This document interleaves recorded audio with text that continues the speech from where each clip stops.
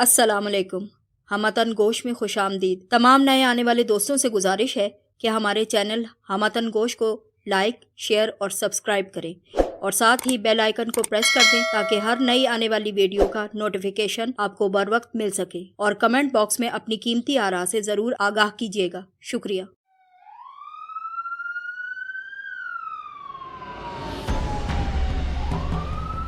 लहू के ताजरों की सफाकी और स्याहकारियों की लहू रंग दास्तान। लम्हा लम्हा दहशत, लम्हा लम्हा मौत की तरफ बढ़ती हुई कहानी। लहू के ताजर।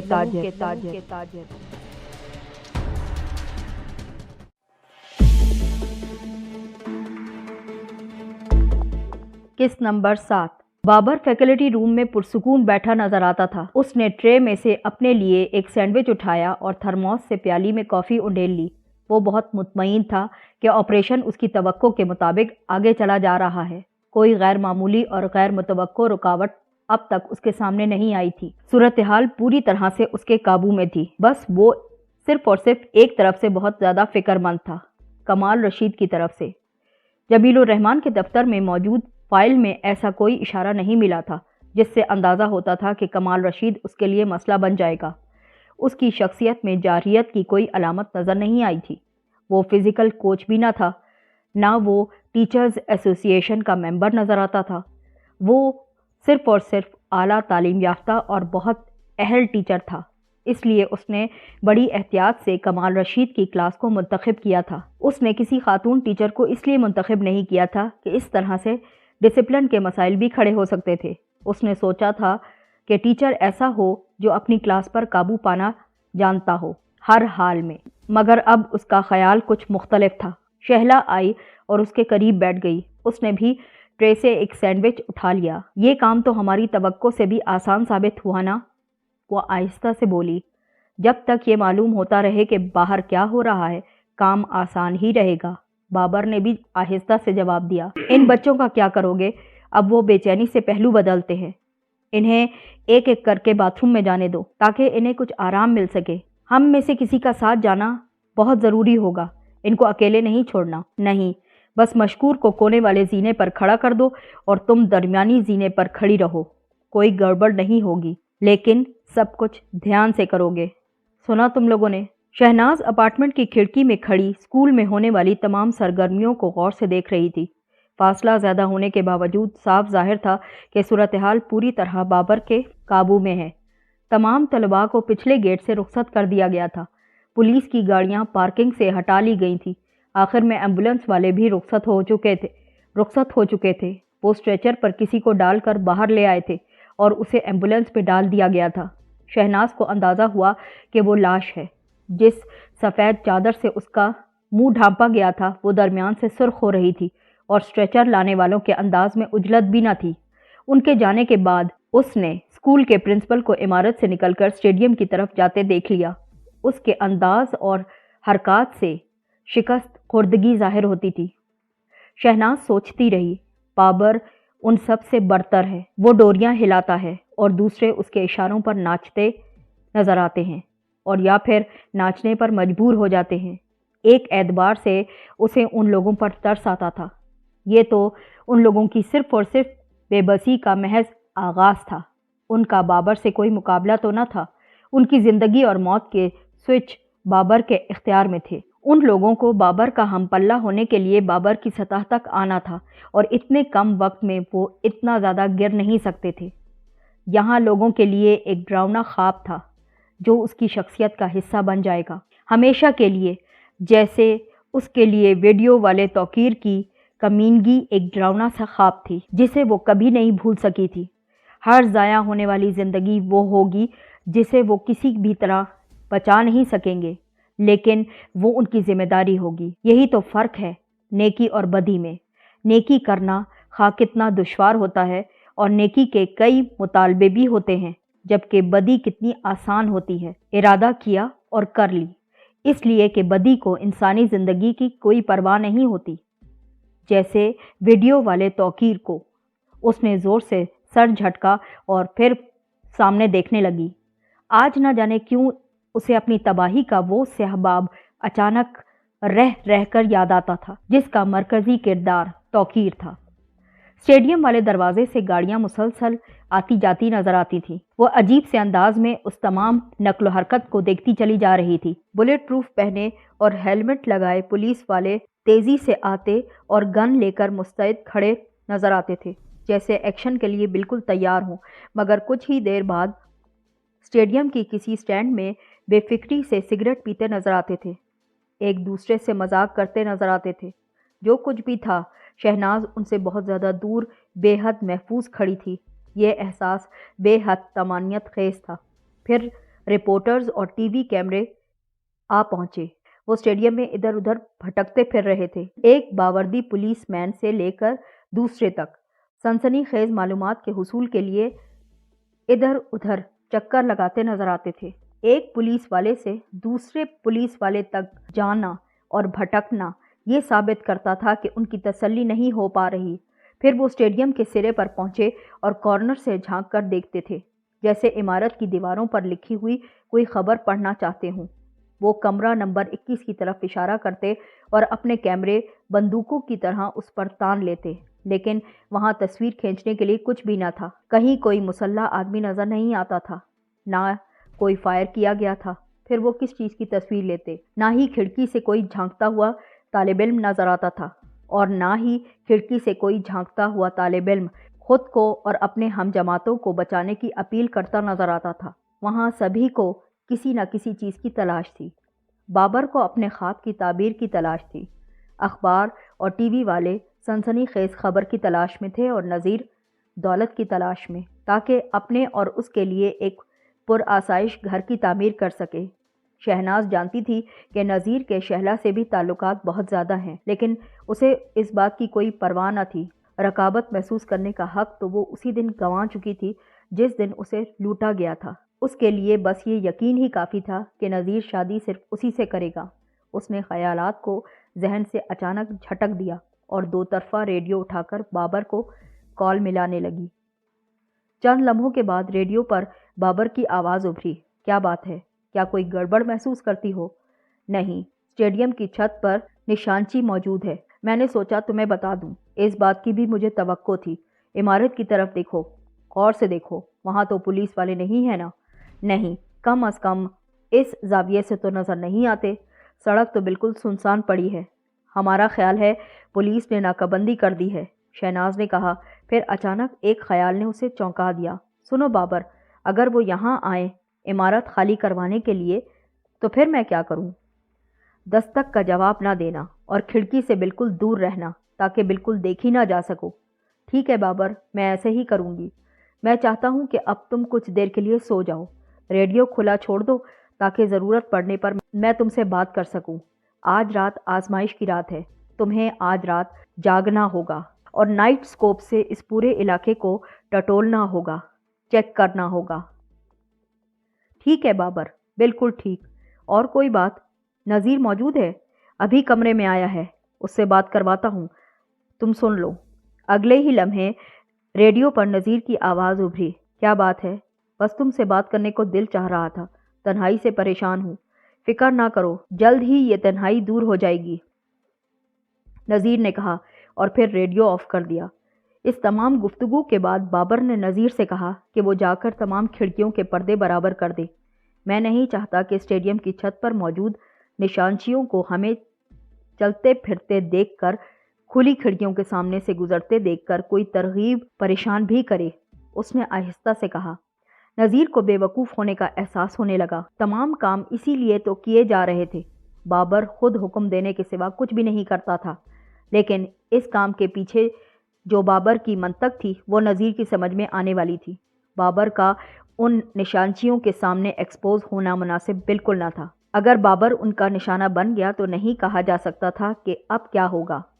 ख्वाब तो बिखर जाएंगे, और वो भी सबके, और वो लोग बस अपनी बका की जिद्दोजहद करते नजर आएंगे और सूरत हाल पूरी तरह से उनके खिलाफ चली जाएगी। ये मुमकिन नहीं था कि नज़ीर क्लासरूम में घुस जाए اور ایک ایک کر کے تمام طلباء کو قتل کرنا شروع کر دے۔ نہ ہی وہ مشکور کو ایسا کوئی حکم دے سکتا تھا۔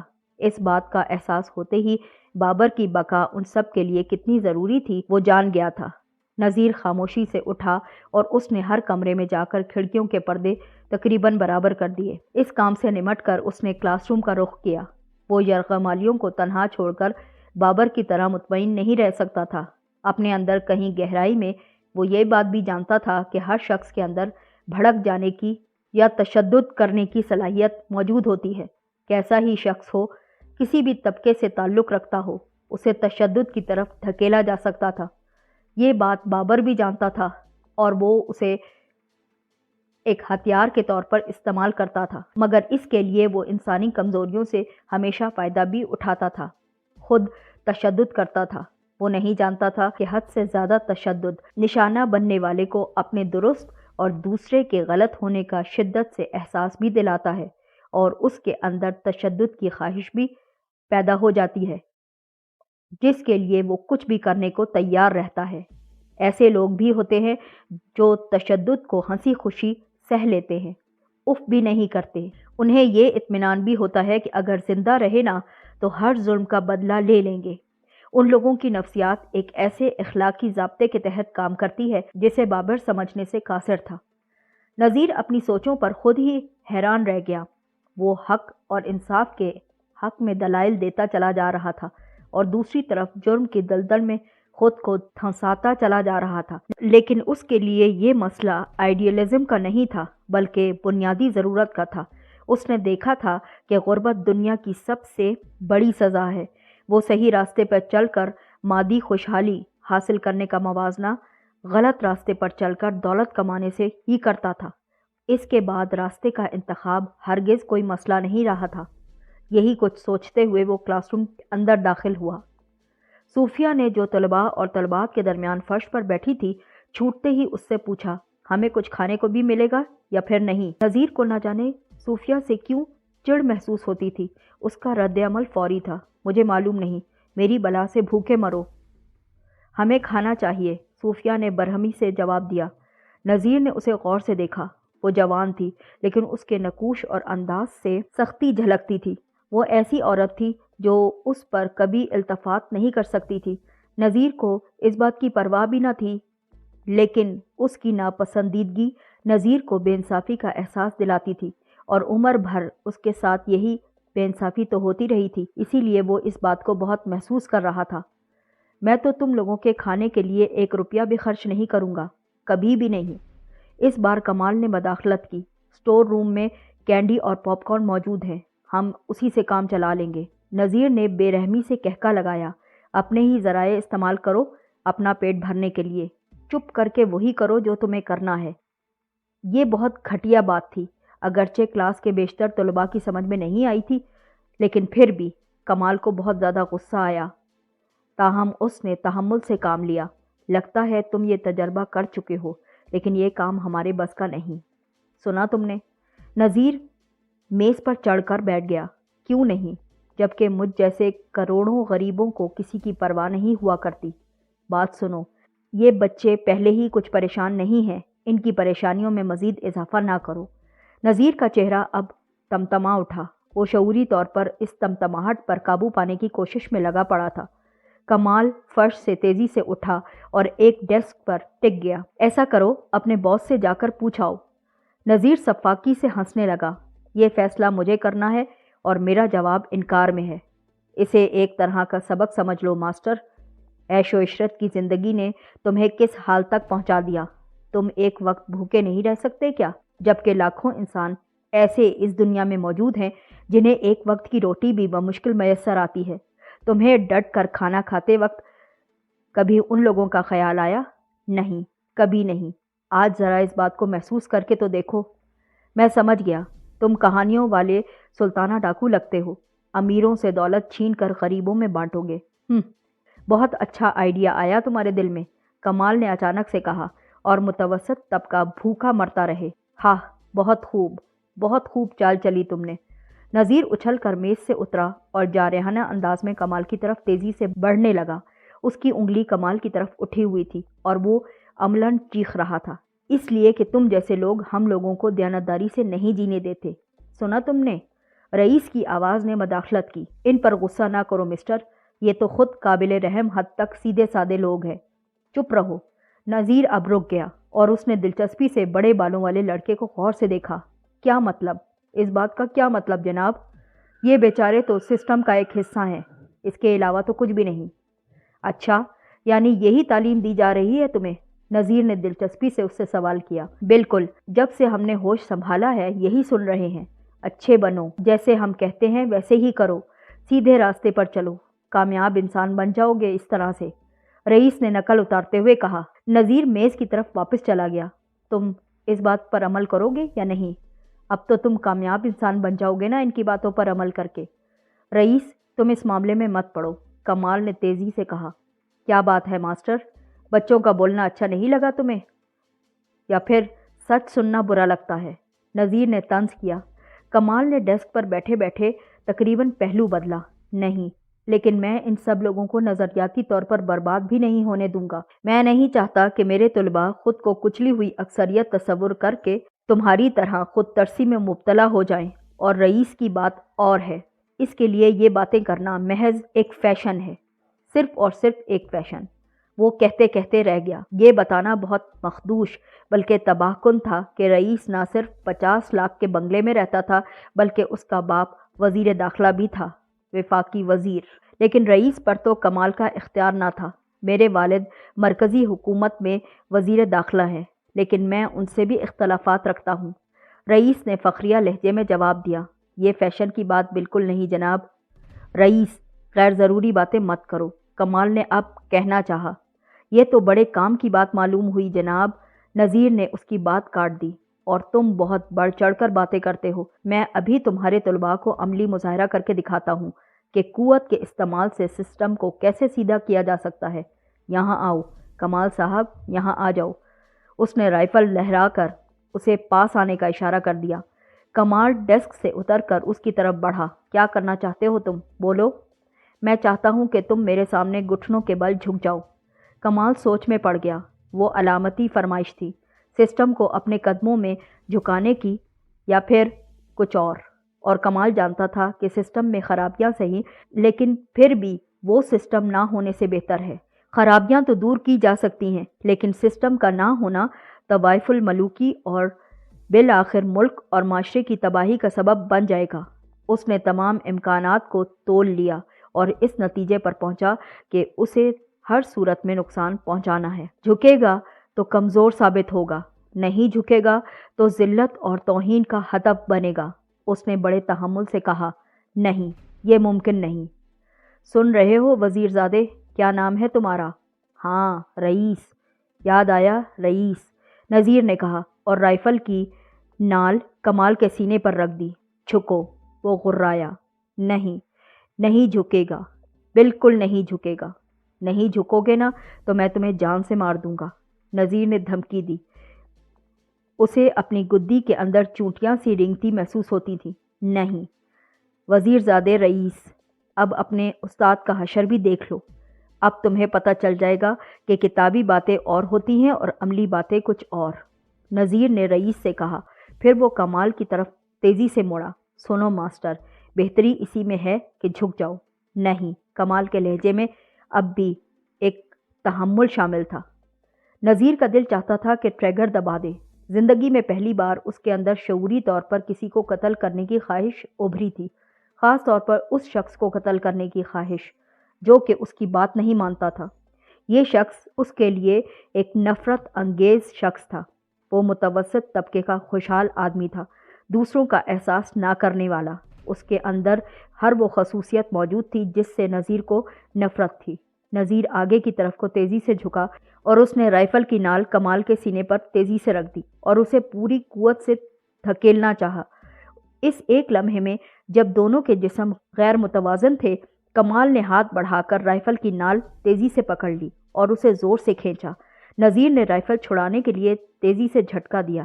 اس چکر میں ٹریگر دب گیا، گولی چلی۔ کمال گھوما اور ایک جھٹکے سے ڈیسک پر تیزی سے جا کر گر گیا۔ فائر کی آواز نے پوری کلاس میں جیسے سکتہ طاری کر دیا۔ خود نذیر کا بھی یہی حال تھا۔ دیوانگی کی سرخ لہریں اس کے وجود میں مچلتی نظر آتی تھی، لیکن دھماکے نے اسے ہوش میں رہنے پر مجبور بھی کر دیا تھا۔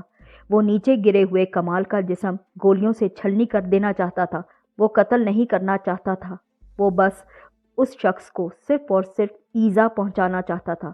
وہ اسے انتہا درجے کی اذیت سے دوچار کرنا چاہتا تھا۔ وہ چیخ چیخ کر مشکور کو آوازیں دیے چلا جا رہا تھا۔ اچانک اس نے پلٹ کر دیکھا تو پتہ چلا کہ وہ سب اس کے پیچھے کھڑے ہیں۔ بابر نے منہ سے کچھ نہ کہا، بس اسے سوالیہ نظروں سے دیکھتا جا رہا تھا۔ مشکور نے عجیب سی نگاہوں سے بابر کو دیکھا۔ بابر نے سر کو تائیدی جنبش دی۔ مشکور آگے بڑھا اور اس نے بڑی آسانی سے کمال کو فرش سے اٹھا دیا۔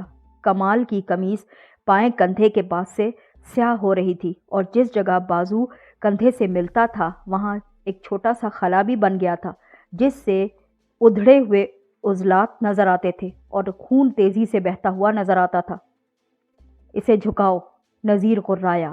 کمال لڑکھڑاتا ہوا اٹھ کھڑا ہوا۔ اس نے سہارے کے لیے مشکور کو پکڑ رکھا تھا۔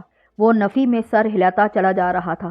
اسے گرنے سے بچانے کے لیے مشکور نے اسے تیزی سے پکڑا۔ مشکور، اسے مارو، اذیت دو، میں نے کہا اسے مارو اور اذیت دو۔ تم یہ کام پہلے ہی کر چکے ہو، اب یا تو اسے ختم کر دو یا پھر اس کا پیچھا چھوڑ دو۔ بابر کی نگاہوں میں عجیب سا تاثر تھا۔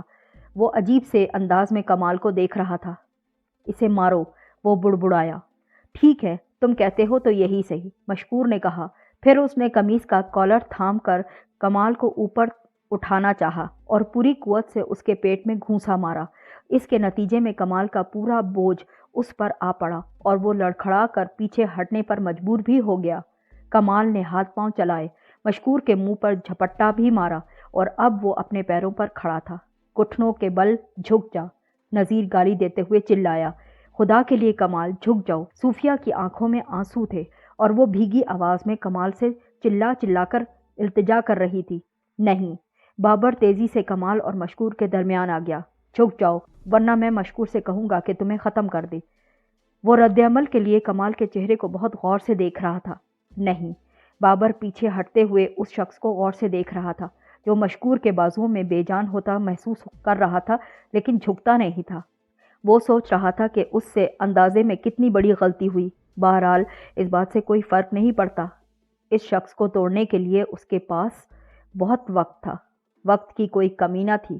تم اتنی مزاحمت کیوں کرتے ہو؟ سسٹم افراد پر مشتمل ہوتا ہے، اس کا یہ خیال غلط ہے کہ اسے جھکایا جا سکتا ہے۔ کمال نے ڈوبتی آواز میں جواب دیا۔ مجھے حیرت ہے تم پر، تم ذہین ہو، پڑھے لکھے انسان ہو، جانتے ہو کہ تشدد ایک ایسا ہتھیار ہے جس سے کسی بھی سسٹم کو، کسی بھی معاشرے کو اور کسی بھی فرد کو بآسانی تباہ و برباد بھی کیا جا سکتا ہے۔ بابر نے اب کہا، پھر وہ مشکور کی طرف تیزی سے مڑا۔ اسے اور مارو مشکور، اور مارو۔ مشکور کمال کو قمیص سے تھام کر گھسیٹتا ہوا دیوار کی طرف کو لے گیا۔ اسے دیوار کے ساتھ کھڑا کر کے اس نے پوری قوت سے ایک گھونسا اس کے چہرے پر اور 2 گھونسے اس کے پیٹ میں مار دیے۔ کمال اب درد سے دوہرا ہو گیا تھا۔ مشکور نے گھٹنا اس کے سینے پر تیزی سے مارا۔ اس کی سمجھ میں نہیں آتا تھا کہ یہ کام کیسے کرے۔ اسے کمال کو سنبھالنا اور کھڑا کرنا بھی تھا اور اسے مارنا بھی تھا۔ اس نے کمال کو چھوڑ دیا جو نیچے فرش پر تیزی سے ڈھیر ہو چکا تھا۔ اور ماروں کہ نہ؟ اس نے بابر سے سوال کیا۔ بابر نے سوالیہ نظروں سے نذیر کو دیکھا۔ یہ تو جھکنے کو تیار ہی نہیں، اور پٹواؤں کہ نہیں؟ نذیر کمال کی طرف بڑھا۔ کمال کو سانس لینے کے لیے بھی بہت جدوجہد کرنا پڑتی تھی۔ اپنی کراہوں پر اس کا اختیار نہیں رہا تھا۔ نذیر کو اب خود بھی یاد نہیں تھا کہ وہ ماسٹر سے چاہتا کیا تھا۔ وہ اسے سسکتے، گڑ گڑاتے، زندگی کی بھیک مانگتے دیکھنا چاہتا تھا، یا پھر اسے اپنی توہین، اپنی ذلت اور اپنے دکھوں یا پھر پریشانیوں میں شریک کرنا چاہتا تھا۔ پتہ نہیں نذیر چاہتا کیا تھا۔ اس کی خواہش جو بھی رہی ہو، بہرحال پوری نہیں ہوئی تھی۔ ماسٹر کو گولی بھی لگی تھی اور اس کی مرمت بھی کی جا چکی تھی۔ وہ موت سے صرف ایک لمحے کے فاصلے پر کھڑا تھا، لیکن زندگی اب بھی اس کے لیے اپنے برحق ہونے کے احساس سے زیادہ قیمتی نہیں تھی۔ اس پر تشدد ہو رہا تھا، لیکن وہ اپنے درست اور برحق ہونے کے تصور میں مست اور سرشار، محفوظ اور ممنون کھڑا تھا۔ نہ جانے کیوں نذیر نے اسے زوردار ٹھوکر ماری اور پھر کہا نہیں، یہ کافی بھگت چکا۔ اسی لمحے اسے اپنا آپ بہت برا محسوس ہوتا تھا۔ اب نذیر پریشان تھا۔ بابر کمال کے نزدیک گیا اور اس پر جھکتے ہوئے بولا، تم بہت بے وقوف آدمی ہو۔ کمال اذیت سے بے حال تھا، لیکن اس بات کا جواب دینا بھی بہت ضروری تھا۔ اس نے اپنی زندگی نامعقول سوالوں کے آخری حد تک معقول جواب دینے کے لیے جیسے وقف کر دی تھی۔ اس احمقانہ مگر شفاق صورتحال کا بھی اس کے پاس کوئی جواب نہ تھا، اور جواب اسے درکار تھا۔ اس نے تقریباً دانت بھینچتے ہوئے پوچھا، تم یہ سب کچھ کیوں کرتے ہو؟ بابر کے چہرے کے عضلات کچھ نرم پڑے۔ میں ایک فن کی مشق کرتا ہوں، اسی لیے۔ بچوں کو دہشت زدہ کرنے کے لیے؟ یہ تو اس فن کی بس ایک شاخ ہے۔ یہ کہتے ہوئے بابر کے دانت نمایاں ہو رہے تھے۔ تم نہیں سمجھ سکتے ماسٹر، جیسے پڑھانا تمہاری جاب ہے نا، یہ دہشت گردی میری جاب ہے۔ میں اتنا طاقتور ہوں کہ جو چاہوں حاصل کر لوں۔